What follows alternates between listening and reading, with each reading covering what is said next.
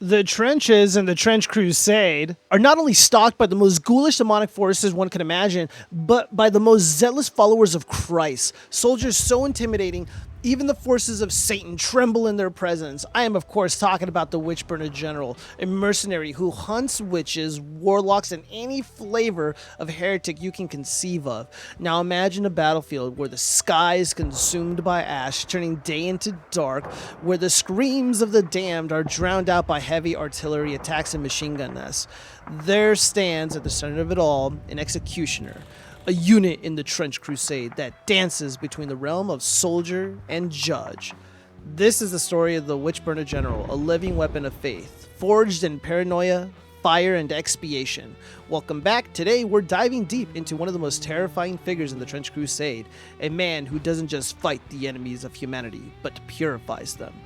Demons, heretics, monsters, ghosts, witches, warlocks, and anything in between is unsafe if sharing a battlefield with this Inquisitor. The Witchburner General started out as a devout officer, very disciplined, intelligent, and totally loyal to the Church's vision of humanity's survival. But in the endless war of the Trench Crusade, faith is not enough to sustain this unit. The world is a hodgepodge of mud, blood, and creeping corruption. And somewhere along the way, the Inquisitor started to notice things. Whispers in the trenches, soldiers acting strangely, miracles that didn't feel holy. That's when suspicion took root. And suspicion in a world like this spreads faster than a plague. Inspired heavily by the brutal fanaticism of the Spanish Inquisition, the Church elevated him not just as a commander, but as an instrument of judgment. He was given absolute authority to cleanse corruption and expel the influence of heresy among the general population and the Trench Pilgrims, of course. The Witchburner General became judge, jury, and executioner. His methods? Interrogation through suffering, of course, which is a common theme among most of the units in the Trench Crusade. This unit extracted confessions through the most insane methods of torture. Methods so horrifying, had the UN existed, they'd have to draft and ratify some sort of a binding resolution to keep the Witchburner General continuing on with his madness. Rumor has it, the Witchburner General has been heard saying better 1,000 innocents burn than one witch live. And so entire regiments began to fear him more than the enemy. The design of the Witchburner General reflects this horrifying philosophy perfectly.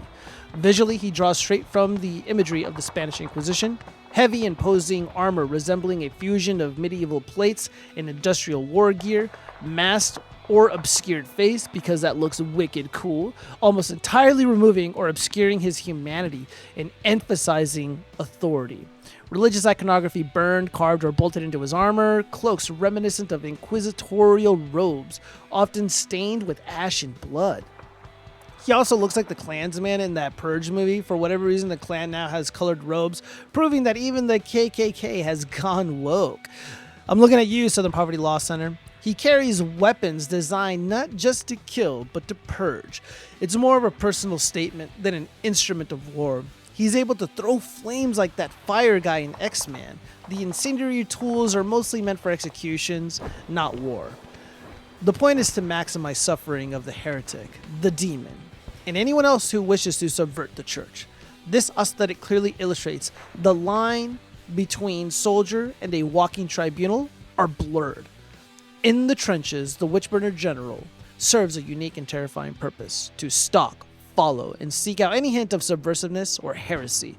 Wherever troops begin to falter, wherever morale breaks, wherever whispers of heresy begin, he arrives. And when he does, the battle changes, not because of strategy, but because fear sharpens faith. Soldiers fight harder when the alternative is being burned alive for cowardice, or worse, suspected corruption. What makes the Witchburner General truly compelling isn't just his brutality, it's his zealotry. He doesn't see himself as cruel or overbearing, but as a force that is absolutely necessary. In his mind, he is the last line of defense between humanity and total damnation. God exists. His enemies exist. They are absolutely ruthless, and that energy must be matched. This is what the Witchburner General believes, and that belief makes him unstoppable. There's no reasoning with him, no appealing to mercy, because mercy in his worldview is how the enemy wins. To be merciful to the heretic would mean to be cruel to the children of God. This is where the Spanish Inquisition influence becomes most clear. The absolute conviction and righteousness. The legacy of the Witchburner General is one of paradox. He saves humanity by destroying parts of it. He preserves faith by turning it into fear. In the grim, dark world of the Trench Crusade, that contradiction isn't a flaw, it's the point. Because here, survival doesn't belong to the good. It belongs to the ruthless. So the next time you imagine the horrors of the battlefield, remember this. Somewhere in the trenches, standing beneath falling ash, there's a figure watching, stalking the battlefield, looking for hints of corruption, heresy, or subversiveness. And if he does uncover any sort of shenanigans, the road to perdition is more preferable than divine punishment from the Witchburner General. If you want more deep dives into the Trench Crusade lore, hit subscribe and let me know which character or faction you want next. Goodbye!